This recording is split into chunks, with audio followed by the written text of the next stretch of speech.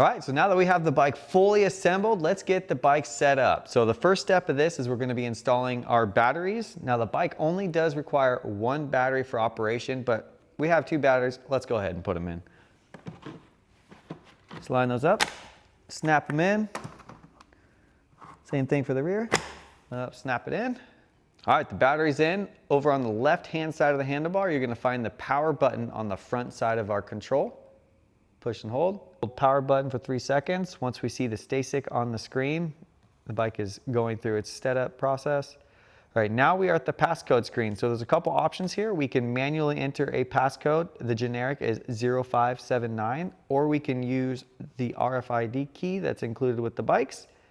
Just simply hold it over this top square. Once you do that, the bike is now active. At this point, it comes in mode 1. It's ready to go in mode 1.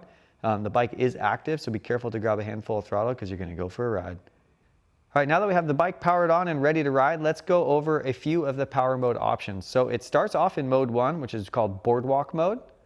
Click up 1, that goes to standard mode, mode 2. Click up, sport mode, mode 3. Let's walk through a couple of the different options that we have over here on the left-hand control. For operations of the bike, we have our headlight, which is going to operate off the plus button on the top of our control here. So we push and hold that. Headlight comes on. Ka-chow. And push and hold it to turn it off. Next, in regards to lights, we're going to check to make sure our brake lights work. So we're going to grab our front brake, make sure the light comes on. Grab a rear brake, same thing. All right, so another mode that we have here is called walk mode. So this button on the bottom of our control here on the left, we're going to push and hold it. And you'll notice the bike will propel itself.